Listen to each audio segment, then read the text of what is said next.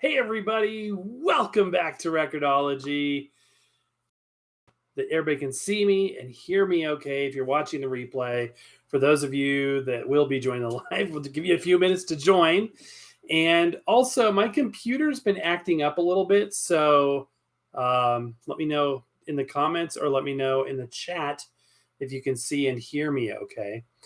It's processing things. This computer, it's a Lenovo, and for some strange reason, it's sort of decided to act a little bit glitchy. So I have to be careful with it. It takes about a half hour in order to boot up. So hopefully I'm coming across. Folks are joining. Welcome in, everybody.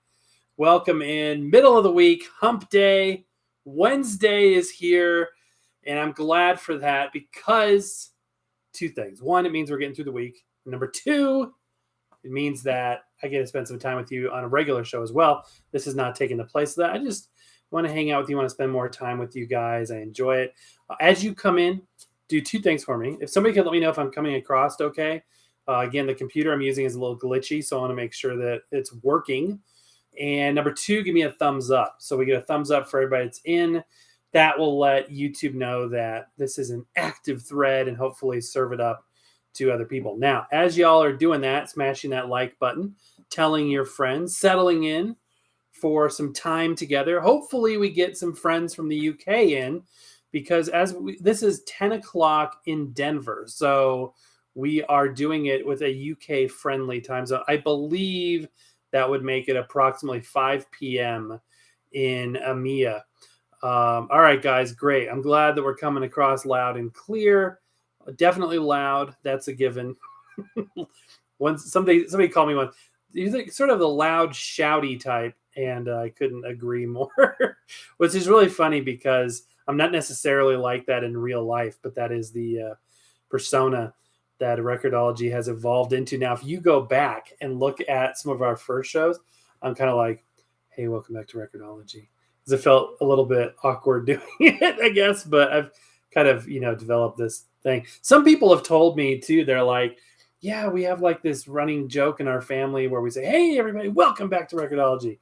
You're not going to want to little catchphrases, which I never set out and said, you know what, I need to come up with some catchphrases for YouTube. Never occurred to me. It just sort of evolved, and I realized I was saying stuff multiple times, so it became kind of default catchphrase for the channel. But that's cool. Hey James. Okay, great. So I got 5 p.m. there. Anthony, welcome in. BITW, thank you. James, Maximilian, I can hear you quite well here in Germany, which is a very bizarre concept. My voice and my image in another country. So it's probably the safest way to travel. Man, I would love to go to Germany. I would love to go to Germany. That would be awesome. That would be really, really cool. So let me know down in the comments, or let me know in the live feed or the comments if you're watching the replay, what you guys are up to, questions you have, things I can answer, things I can ponder, amongst the group with, or anything that you want to mention or bring up, or wonder why I'm wearing a Fun Friday shirt on Wednesday. It's quite possibly that I am wanting it to be Friday, even though it is not yet Friday. But the week is going good. It's very cold in Denver today. We're down to about 31 degrees Fahrenheit. So yeah, it is. We had sort of this Indian summer recently, which is where it stays warm longer than it should, but it dropped off today. It's off the charts. So it is cold. It is downright cold. Another great reason to snuggle up to YouTube. I don't think anybody should snuggle up to YouTube. But should we get a warm beverage, a warm non-alcoholic beverage, and make sure that you're toasty and comfortable and settle in for some meaningless banter and chit chat with Record-ology. So this is an angle. I don't know if we've done this angle, I think, before. So we are in my office, aka the Record-ology Vinyl Vault, aka the music room. It's got all kinds of titles. At one point, my wife and I had planned on sharing this office, and my crap totally overwhelmed the space, and we have now a situation where she has her own office which I might add is bigger and nicer than mine, but that's okay. So it is cozy in here. Hello from Argentina. That's awesome. Welcome in, welcome in, welcome in. 10 folks in the chat now. That's great. Fraser, hello from England. Thank you for introducing me to different kinds of music like Glenn Miller and Emil's telegraphic transmission device. Never heard of them much before. Me neither. Actually, they reached out to me and they're like, hey, we do some interesting music. You want to check it out? I was like, yeah, but it's super cool. And glad I was able to introduce you to Glenn Miller. I find that it's silly to okay, I'm going down a nerd route. You're gonna have to go with me here, okay? But I, in my youth, I became enamored with Glenn Miller and big band music when I was still a teenager, which is obviously a departure from what most of my people my age were listening to. So it was definitely not a lot of people were listening to Glenn Miller and big band. Let's just say that. But I reached out and I made contact with some surviving members that had played with him, some people from that era. I was very, very vested in veterans and interviewing them and talking to them and stuff, and got to know some people that were very close to Glenn Miller. I actually spent an afternoon with Glenn Miller's son, and who's sadly no longer with us, but that was a day I will never forget. And spent the whole afternoon. We were in the Glenn Miller archives, which was like the Indiana Jones, the vault at the end of Indiana Jones, and there's just crates of stuff. I was in musical heaven. There's gold records, there's music stands, there's film reels. It was absolute geek paradise. Anyway, I became very attached to not only the music, but to some of the people that were a part of that generation. And in a weird way, I kind of do feel like my sharing Glenn Miller and big band music to people is sort of like evangelizing it. And I know that sounds silly, but I feel like it's important to keep that going because a lot of people do enjoy it when they discover it. And with Glenn Miller, it's like an onion. I mean, you just keep peeling away different layers and you learn more, and it's all good. I mean, onion isn't the best. What's another thing that has layers? Ogres have layers. What's another thing that has layers? But I'm glad I was able to introduce Glenn Miller to you. Absolutely. Check out the Army stuff. That's the biggest thing is a lot of people get stuck on the civilian stuff. So my advice would be dig in and go for the Army Air Corps stuff. Amazing. Almost a completely different band. An amazing story as well. Okay. What do we got now? Maximilian says, can you make a video about your storybook and children's record collection, please? I need to do that. We've done a lot of individual record reviews for the kids stuff, but I need to do that. And I've got this other thing that I've realized that my 45s don't have the visibility because, like, here's a couple of my crates back here, and they're labeled, as you can see. You can go too big to just have it be, a jumble, because you would never find, half of what's in there. I think we just had a blip there. Sorry about that. But the 45s are in a box, and I couldn't tell you about 5 of them off the top of my head. So it'd be nice to have a better idea of what's in there. But yeah, I'd like to do more, definitely do more. But check it out. A lot of people, when they ask, can you do a video about, we've usually done that video because we're closing in on, I think, 900 videos at this point, if not more. I don't think we've crossed over 900 yet. So there's videos about everything. But we'll definitely try to do more of that content as well. Thank you for you enjoy that. Nikki745, hi from the UK. Been record shopping this afternoon. That's fun. That's awesome. What are you looking? Does he have a grandson or a great grandson? He has a daughter, and she is still alive. And his son. Now, both of his children were adopted because he and Helen Miller couldn't have children biologically. So that's that. But Steve Miller was a very interesting character. I actually found him. There's a story behind it. So I wanted to make a Glenn Miller website because, again, I'm a geek. And because I'm a geek, I wanted to do it legit. I wasn't just going to spin up. And it was remember GeoCities? Remember you can make a GeoCities website? So I wanted to make a free website. And so I reached out to RCA. I don't know if they were Sony at that point or not, but I reached out to them, to the label. I'm like, hey, how can I get officially licensed, or how can I get the okay to do this? And they didn't say anything. But about 2 weeks later, I get an email back from Glenn Miller's son, which I was not expecting, who was running the estate and was running, was the person that Sony would go to and say, hey, is this official or not? And he's like, actually, no, that's not the way it happened. That's not the way it happened. I got reached out to by Alan Cass. Now, Alan Cass was overseeing the Glenn Miller archive, and he said, hey, would you like to come out? We're having a gala. Steve Miller's going to be there.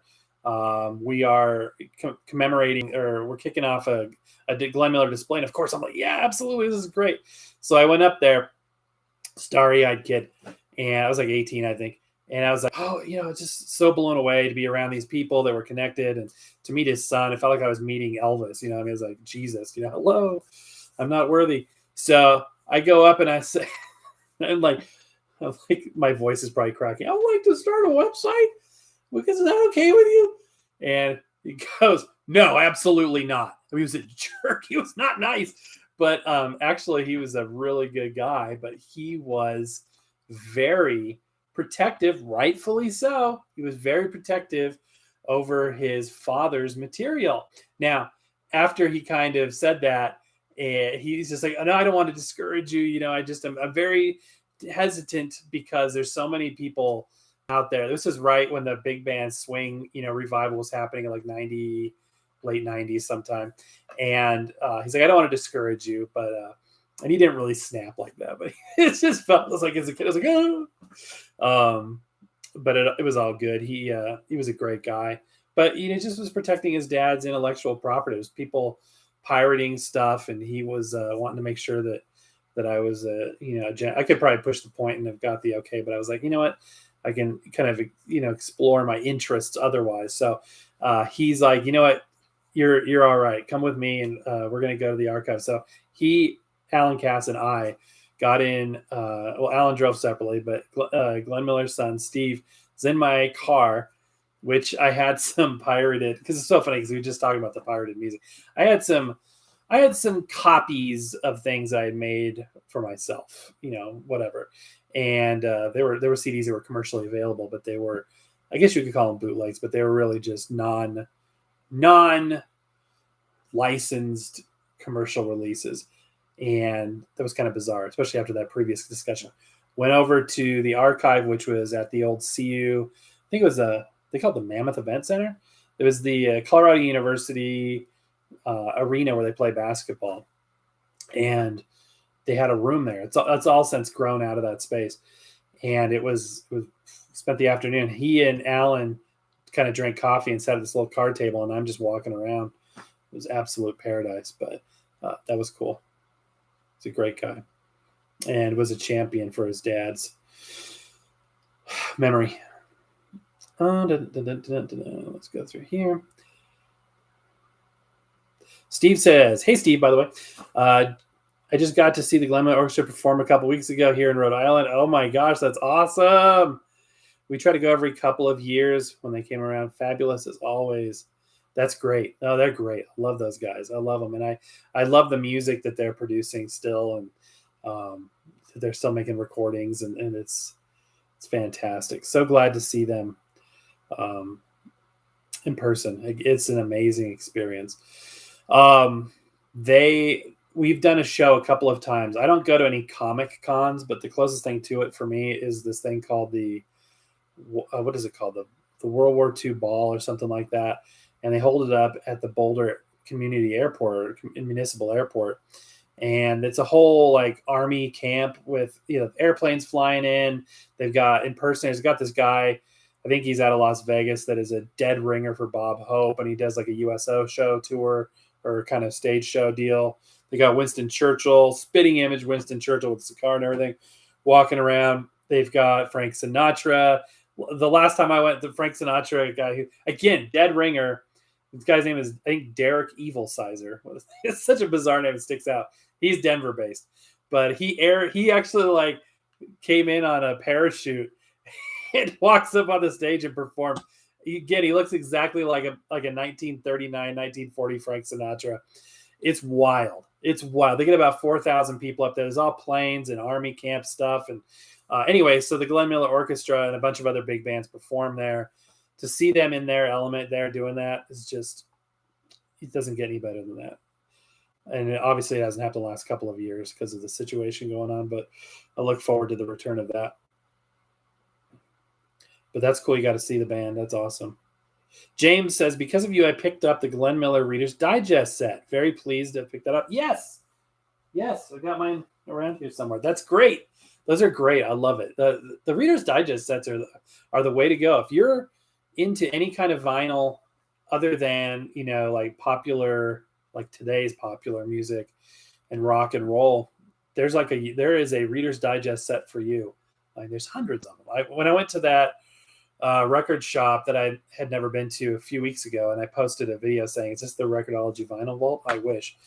But that was in their basement where they have Reader's Digest sets lining the walls, like literally like tile work. Hundreds of them. So those are cool. Glad you picked that up. That's a good find. It's great music. To me, it's very romantic music. To me, it conjures up images of just very peaceful times. And for me personally, it was a very positive time in my life, and I have great association to that music. Absolutely.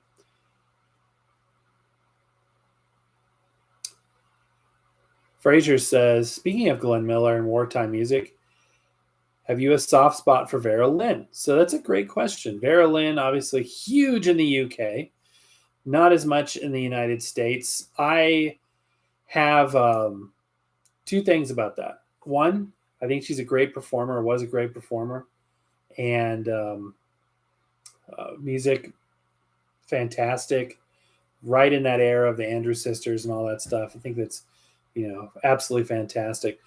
The other thing is, I know that when Glenn was in the UK, she wasn't as enamored as others were, and which is fine. I mean, I don't care, but kind of 2 points of knowledge. But I have in my library some Vera Lynn music, absolutely great stuff. George Formby, that name I am not. That seems familiar. Remind me, who's George Formby? I'd like to see that someday. Yeah, Steve, it's awesome, dude. I would, if I'm ever find myself living in another state, I would fly in for that, assuming I could afford it. But because it's phenomenal. Check out the videos we did on it. We did the first year would have been June of 2017. We did a very quick video and some links or some uploads of the band, I think. But we went and did the next year in 2018. Is it 2018? Anyway, check out 2018, 2019. We did a bunch of content walking around. But last year they had this. The last time I was there, they had this kind of like 1940s, 50s era drive-through, car drive-through deal set up. They had an inflatable movie screen playing like Casablanca or something like that, and like 6 cars that were sitting there, and you could sit there, you could walk up and sit on a park bench by it and stuff. It was really cool. Very neat stuff. All righty. Let's see. I got some more comments. Keep the comments coming, guys. I love engaging with you guys. Thumbs up if you haven't done so already, please. That helps YouTube know that we're here. Kevin Nichols, welcome in. Maximilian says, I have a German Glenn Miller set, which is called The Magic of Glenn Miller. That is really cool. I think I've heard of that. That's really neat.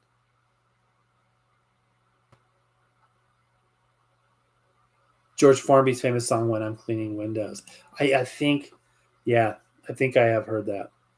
John Egan, good afternoon. Hope all is good. Yes, indeed, John. Welcome in. Welcome. Fraser says, George Formby was from Yorkshire and played ukulele with songs like When I'm Cleaning Windows. And he got banned from the BBC for having a song called... Okay, interesting. It says banned, so I don't want to repeat anything that's offensive. Interesting. What vinyl-related things are on Record-ology's Christmas list? That's a good question. My Patsy Cline collection is pretty well-rounded at this point. I'll show you the final piece in that. And I say final piece, I mean, there are definitely things I would still like to pick up. but nothing that I need. I literally now have everything that she's ever recorded, except for about 4 songs that were not issued, except for some off-brand labels. But the last, hold on, my computer's going nuts here. Hold on a second. Okay, gotta love pop-ups. So this was a birthday present for my wife, and she got me this CD. This is really cool. This is from the UK, actually, because it's a non-authorized release. And the reason why I would go with this non-authorized release is because a lot of the content here is not available anywhere else. So the copyright rules, or at least the perception of those copyright rules, are more lax in the EU than they are in the United States. That's what it was explained to me. So you will find a lot of music that you can't get here. And so I imported that, just got it a few days ago. And yeah, so I'm very thankful. I honestly don't need a thing. I'm just appreciative of everything. I'm surrounded with so much stuff that I am stuffed out. And I just, the things that are valuable to me are, my family, my friends, which are you guys, and the opportunities to take a good breath of air and to be healthy. And thank God for that. And I'm just blessed beyond belief. That being said, I'm sure there's some kind of cool record or something I could come up with. Oh, if I'll tell you, I've got no problem coming up with another gadget, gizmo, or something that I'd be interested in. Speaking of that song, it kind of reminded me, and I don't know if this is kind of in the same vein, but my friend Adrian from the UK, who I've met on this platform, and we have, I hate it when people say friends in real life, because this is real life, but him and I have become friends offline as well. And he sent me this video of this show, which I was completely unaware of. What am I doing? That's the wrong thing. Completely unaware of, stateside. And let's see. The song is called Whispering Grass, Dawn Estelle and Windsor Davies, and links to this show, which was apparently pretty popular in the UK. That's a great song. I love that stuff. The melody is very, very familiar to me. But I love that stuff. I love that stuff. What do I think of Gene Krupa? Not sure of the spelling or if I got the name right, but my dad loves this stuff. Gene Krupa is an amazing drummer. I actually prefer him over Buddy Rich. Let's see, can I get to it quickly? I don't think so. There is a record, I think it was like a 1958, 1959 drum battle. It's a cool album cover too. It's like yellow and it's really cool with him and Buddy Rich. I think he's a great drummer. He's got great charisma, and I think that he is responsible for what I would consider to be the very best rendition of Sing Sing Sing when he was in the Benny Goodman Orchestra at the 1937 Carnegie Hall concert of Benny Goodman's, and their amazing rendition of Sing Sing Sing. And what's an amazing thing about that record or that album, I have it on CD, I don't have it on vinyl, is the resonance of the room. You can really hear it. I would encourage you to check out the Benny Goodman Carnegie Hall concert. It's the sound, the resonance of his drumming is amazing, and he kind of has this locomotion, this chugging sound as he comes back for the final crescendo, and it is fantastic. All right, my AVG anti-track is pinging me about a lot of stuff it's blocking. So the internet is being naughty today. That's okay. I've got security, so we're good. I've got stuff. Anyway, let's see what else we got here. Yes, I am very blessed. Mostly because I am married to a beautiful and fantastic woman. I just can't believe that a nerd like me ended up with her. So I am most thankful for that.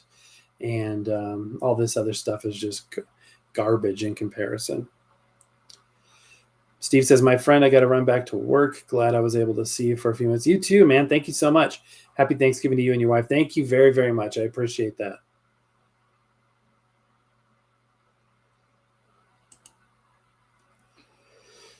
Let's see. Cool. All right. What other questions have you guys got? I don't really have an agenda. I just wanted to say hi and hang out. That's about it. Wait, here we go. 60 sounds on 33, 45, and 78 RPM records. It's a cool name for a channel. Hello, Mr. Record-ology. Hope you're doing fine. I'm doing well. What's my favorite smell? The smell of money. Just kidding. Just fresh air. How about you? Oh, what do we got now? Boy, it's just a crazy day today, isn't it? All right, we're having a blast. Who cut my hair? I don't remember what the person's name was, but it wasn't it has to happen about every 2 weeks. It grows very fast. Lavender. That's a good smell. Very calming scent. I have this not aromatherapy. That's like an oil. I guess it's an essential oil of orange, which is really good. It's like a fresh orange smell. Very good. Interesting question. Hasn't come up yet on this channel. Do I have that? I can't get to that either. There is a candle I got as a gift that is literally the smell. It's called vinyl. Smell of, it's like incense and what does it say? Incense and excessive simplicity or something like that. And it's just kind of like a funny candle. Like, what does vinyl smell? You don't really ever pick up a record and think it smells good. I have the nastiest smelling record of all time, though. It's in a box back there. I keep it in a tight sleeve in a box because it's made of a material, some sort of acetate or something. It was a home recording record, and it is decomposing. The material is decomposing, so it smells like a magic marker, very, very intensely.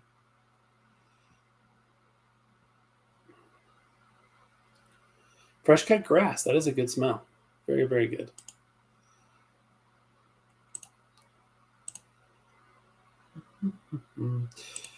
All right, guys. I don't really have anything else. I just want to say hi. You guys have any other questions about records?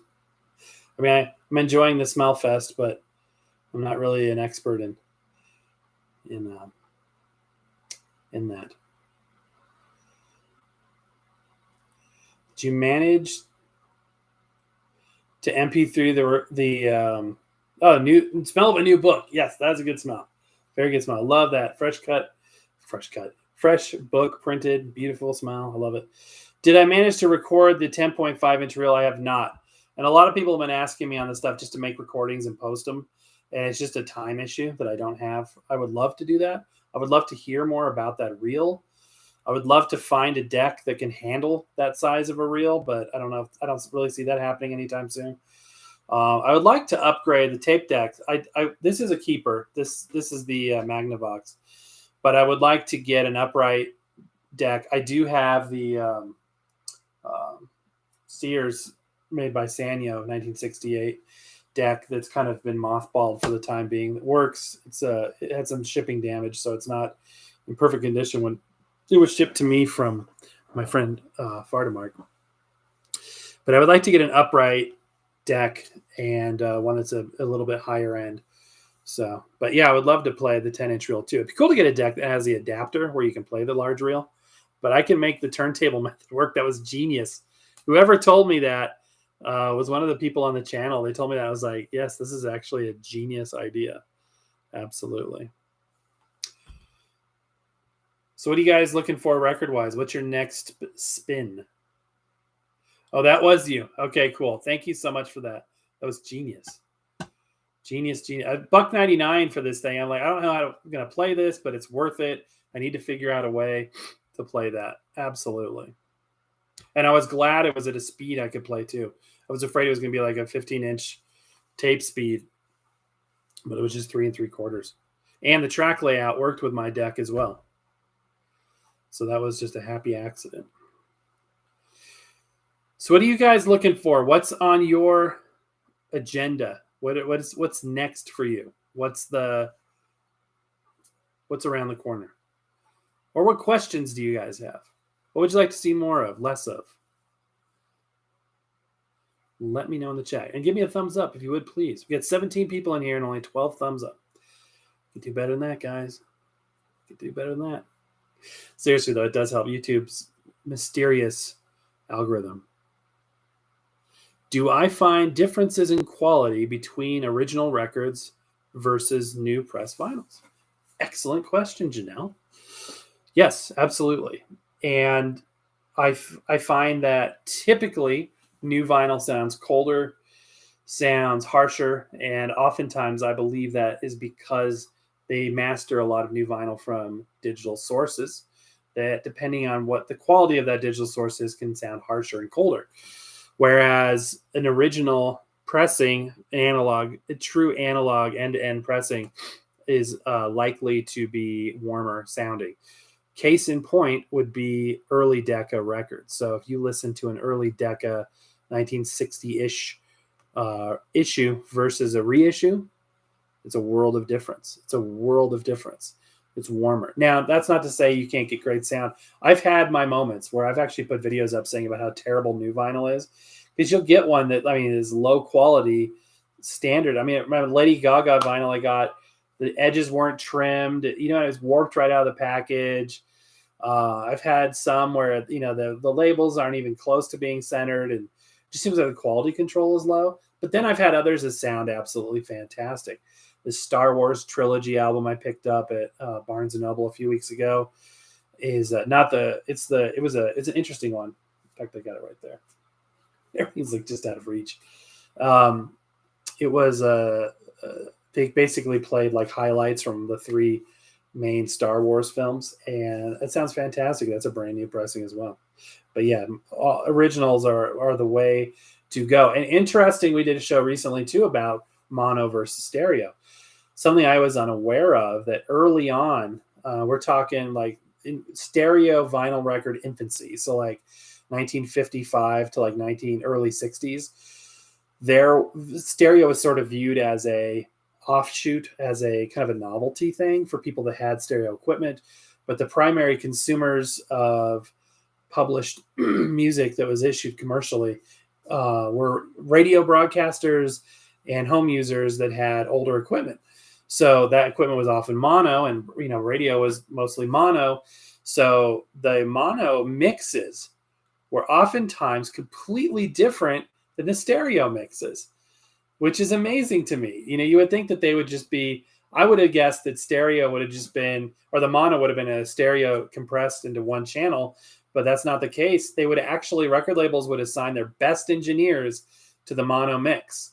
They would assign their best people, their primary people, to that mono mix, and that would be the desirable one. And then the stereo would be outsourced sometimes even to, or lower junior grade engineers, which is bizarre to me. And apparently that practice went away after a few years.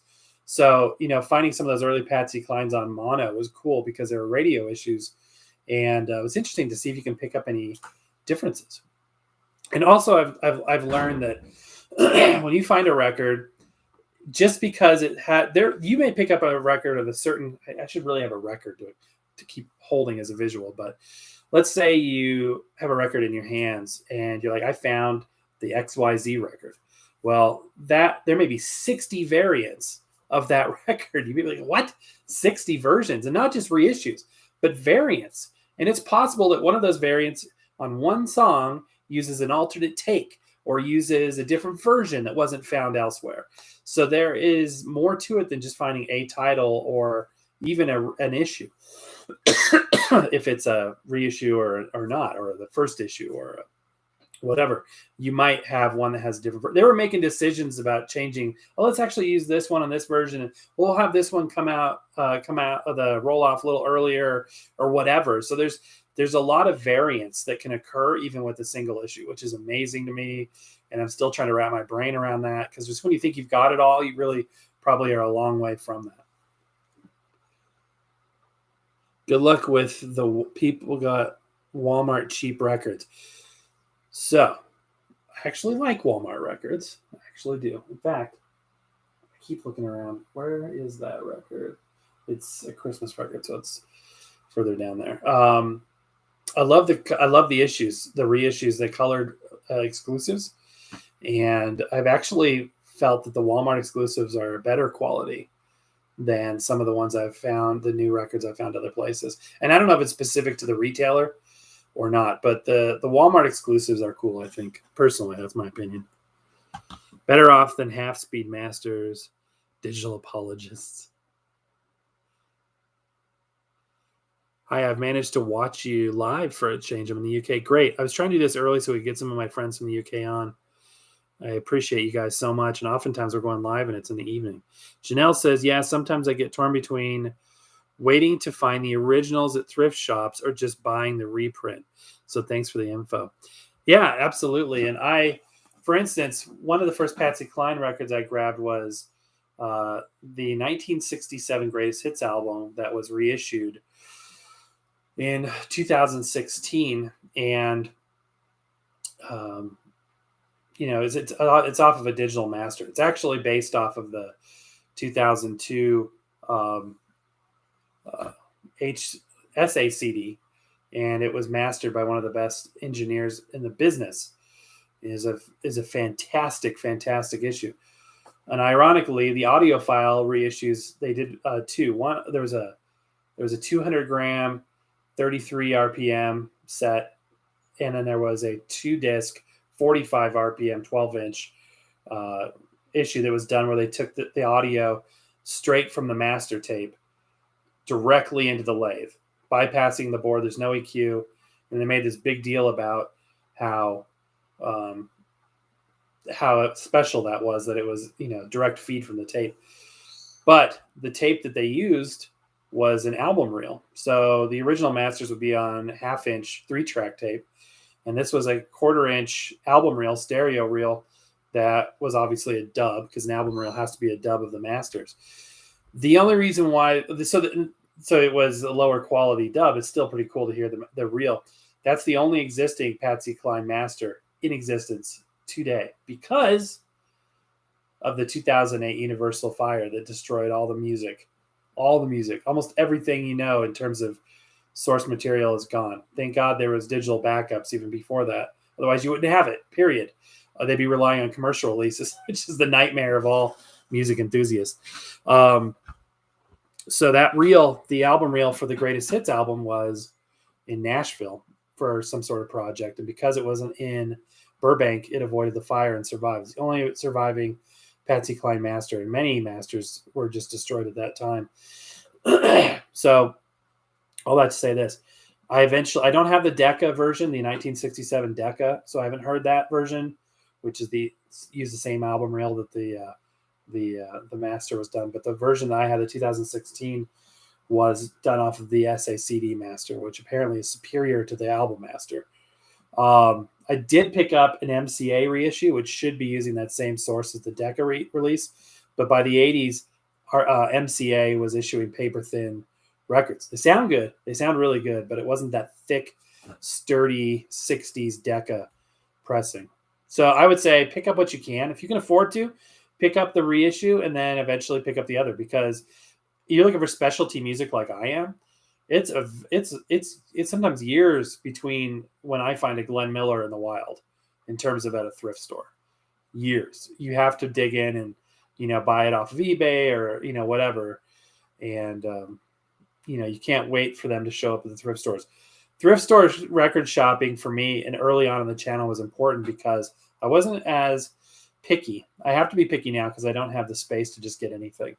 But originally, I wasn't very picky at all. I was like, if I kind of liked it or was kind of interested, I'd pick it up. And that's why the thrift stores are really a gold mine. Snowy 1967, hi from the UK. Welcome in. The Seaberg records on your wall look great. Would like to have a set of my collections. Yeah, those are cool. I think we have 3, maybe 4 of them. They were gifts from Peter, aka Fardamark. 16 RPM. I have one adapter. There's a 3D printed adapter that'll fit that. And 2 record players that'll play them. They use a special groove. It's a little bit different than a micro groove. So I have a dedicated stylus for that. They are really cool. And the fidelity is amazing. And I love background music like that, like Kmart background music, Seeburg background music, old Muzak. If you like that kind of music, by the way, they have an app. You can actually get a Seeburg app, and they just play 24/7 Seeburg music. It's great. It's fantastic. It's really good to have on in the background when you're like studying or working.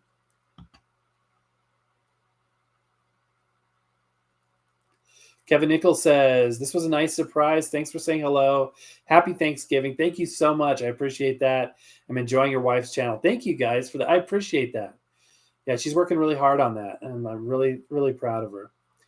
Let's see. Hi, I've managed to watch you live. Oh, yeah, we got that. If I'm missing a comment, guys, I apologize. Just put it back in there. I'll try to see it. I get tunnel vision when I'm doing these lives, and it's hard for me to see stuff sometimes. Good luck with the people. I got the Walmart cheaper. Sometimes I get torn between. Decca FFSS record played with a Decca London gold cartridge on a Gerard 401. Thumbs up. Yeah, I bet that's amazing. I bet that's good. I bet that's amazing. Just Sparrow says, haha, it's me again, and I'm getting my Victrola. That's awesome. Which one are you getting? A suitcase? It's a great starting point, you guys. I've just been digging around my vinyl collection. Yeah, I have a Buddy Holly Greatest Hits. That's cool. Recorded by MCA Choral. It's that's really cool. So that's an interesting history. That could be pretty rare, because Buddy Holly, before the Crickets, actually recorded with Owen Bradley in his famous Quonset Hut studio in Nashville a year before making it big. And so there's recordings that exist of the pre-Crickets Buddy Holly. It's a little bit more subdued. It's kind of interesting. And then, yeah, Decca. Choral was a label. It was a value label of Decca. All of that rolled into MCA, and all of MCA rolled into UMG or UME, Universal Music Enterprises, and a mono pressing at that. That's great. Maximilian says, I have an early 60s, maybe 1959 Decca record, which is called a Lincoln Treasury. That's cool. Kevin says, I miss the background music at the mall. I know, right? There's some great YouTube videos where they just have like 3 hours of that stuff looping, but check out the Seeburg app in the iOS store. I think it's in the Google Play Store as well. Mandatory. It just streams 24/7. It's great. Snowy 1967. I found an amazing hidden vinyl store only 20 miles from my house. Got some USA record store releases. Trouble is, it's 100 pounds every time I go. I know, right? That's the thing about it too. Like, sometimes I know that there's these stores, and I know there's stuff in there that I need to have. So it's better sometimes not even to go if you know that you can't leave empty-handed. I get it. Absolutely. It was recorded in 1957. It's awesome. Really cool. My new turntable arrived at Audio-Technica LP120 USB. Yes. That's a great, you're set for life. I mean, that's a great turntable. Got a decent cart for it. Yeah, it probably comes with a 3600, but don't knock the 3600. That's a good little cart. It's a good neutral sounding cart. My theory again is this. Keeping in mind, asterisks, that I haven't a lot of experience with Shure carts. I know they're not made anymore. I have one Shure cart. It's on my, I have a UK changer, a 4-speed changer. And I haven't a lot of experience with Stanton. But between Grado, Audio-Technica, and what's the other, Ortofon, I have pretty decent experience with some of their lower end carts and a couple mid ones. In my general opinion, Grado cartridges are warm sounding. Audio-Technica, neutral sounding. And Ortofon, cool, more accurate sounding. Right now, let me show you what card I'm running on my daily driver. Tell how small it is in here. I'm reaching over to my daily driver that quick. So I'm using this guy right here. It's a, what is that, VM95E? This is one of those cartridges that's discontinued, but manufacturers still issue it. This is like a $35 cartridge. Very awesome. It's neutral sounding, but it's because it's an Audio-Technica, but it's kind of borderline on warm sounding. And I love it. I absolutely love it. So yeah, good luck with that. The audio, the LP 120 is great if you like an active experience where you're queuing up stuff. Oh, nice hair. If you're queuing up, you like queuing up your records, you like fiddling with knobs and switches, setting your, everything is like a, I almost said fiddle DD. Getting old. Gosh, what are these things coming? Stretchy pants and saying fiddle DD. I'm getting old. But if you like fiddling with things, then that's a great turntable. One thing I like about the LP3, which is what I have right here, is that it's both. I can do some manual control. I can take the head shell off. I can adjust the counterbalance. I can cue records manually, but I can also just push the button. And sometimes, if you're working and you're playing records while you're working, you can have that automatic functionality.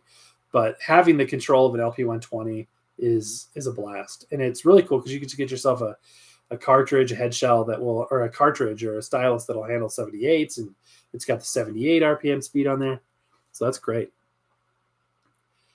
I sold my LP 120, by the way. I don't have that anymore, which I kind of regret sometimes.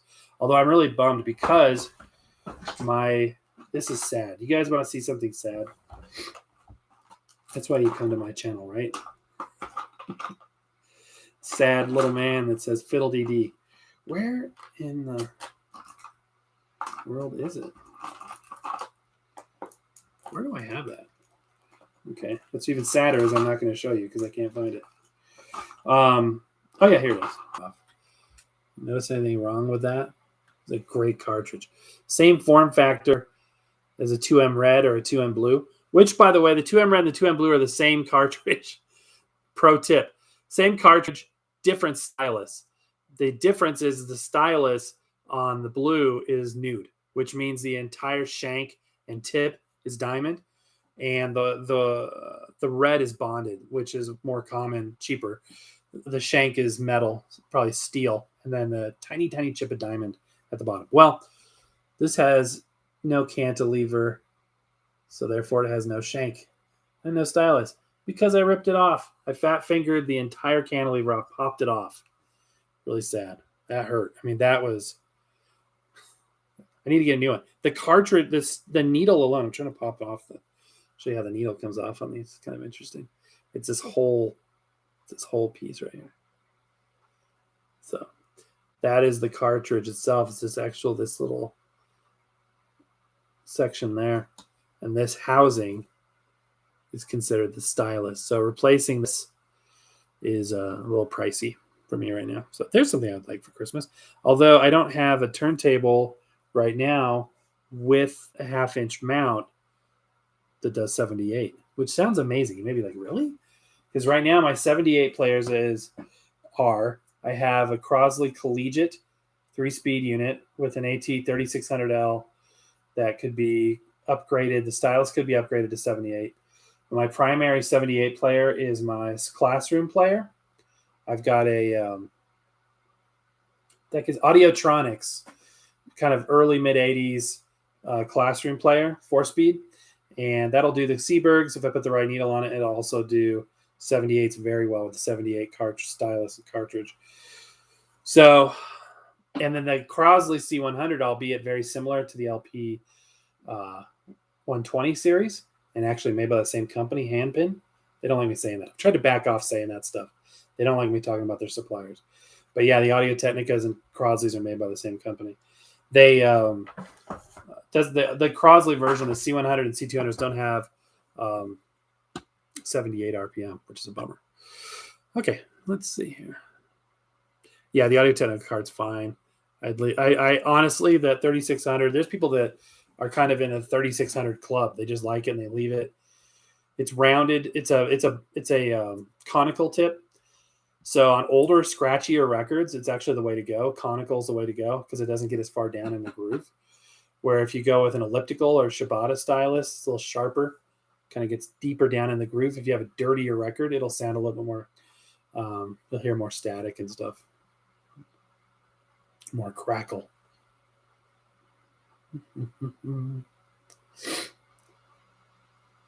Getting an album 30 Seconds to Mars. It's like $100.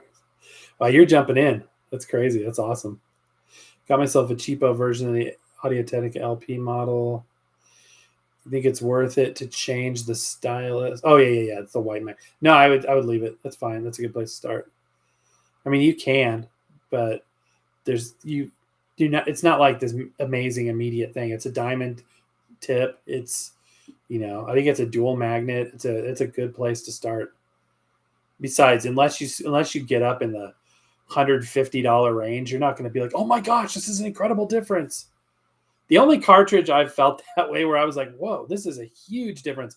I do notice subtleties on the cheaper ones, but when I got the Grado Gold Plus, Gold Prestige too, which is now discontinued, they're on the 3 series.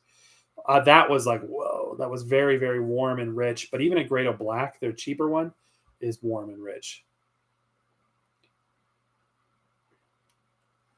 Yeah, I'd leave it too. I've got 2 LP3s. That's awesome. Do you have the white one? I guess the white one's discontinued. I had the black one, and then I blew out the preamp, and this was the RMA on it. Kevin Nichols says, I have an Ortofon 320 P-mount cartridge. Sounds really good to my ears. That's awesome. Yeah, I've only reviewed, I think, one turntable with a P-mount. I think it was a linear tracking Marantz from the 80s. Some people are like, especially like my last show about the Crosley Cruiser, they're like, oh, this guy just reviews crap. They don't know that we've reviewed, stuff in the higher end range, $500 to $800 range. But that's kind of an anomaly for us because we are focused on the entry level. Because everybody else handles the high end stuff. Table design for Sharp Sound Records. Bought an AT91R magnetic cartridge stylus. Sounds all right. Yeah, I've got that too. I got that one right here. I've got the red and the yellow version. Maybe if I can find it.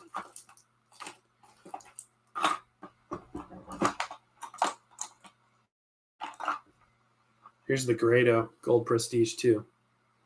It's like a $260 cartridge. And if you have the money for that, it's worth it because it does. This is the one that really blew my mind. I've heard the Silver Prestige 2 is also amazing. The thing about this is I can't play it on every turntable because it's really tall. So the LP7 with the vertical tracking adjustment, or if I had the new LP 140s, which are kind of what the old LP 120s used to be with the VTA adjustment, that would be good. Otherwise, sometimes it rides up like that, which you don't want. T91R. Very similar to an AT3600. That's a 91R. Very similar to the 3600. In fact, I think the needles, the styli are interchangeable on it. But it's, I'm trying to think what's higher end about that one. It specs a little bit higher. It's like a $30 cartridge, I think. What else do I got in here? Since we're talking about cartridges, I've got my beautiful. Oh, I just flung it on the floor, you guys. Okay, very well taken care of. Ortofon DJ stylus, which is in this kind of handmade protector, which I just put some tape and card paper around it because I lost the actual plastic stylus protector. But these are cool. These are really, really cool. It can be finicky. It can be finicky to use as a daily driver, but I think it looks cool. I think it's awesome. I really wish a dream cartridge of mine, just because of how cool it looks, would be the Ortofon Concord 25th. I think it was the 25th anniversary. It's like chrome. It's beautiful. All right, guys. I want to say thank you so very much for everything, for being here today. We're going to wrap it up. We're closing in on an hour, and I actually have to get to a meeting, so I'm going to run. And I want to just say thank you for joining us and for the thumbs up. Look at this. We got more thumbs up than we got people in the chat, so that's awesome. Thank you. If I didn't get to your comment, I apologize. We just ran out of time, but we'll do it again for sure. Also, don't forget to check out the channel later because we are having another show. What it's going to be exactly, I'm not 100% sure, but we'll find out. I've got a couple ideas. I've got a CD player to review, but we're going to include some other stuff as well in that. And that's it. So love you guys. Thank you so much. Talk to you later. Happy record hunting. We'll see you next time.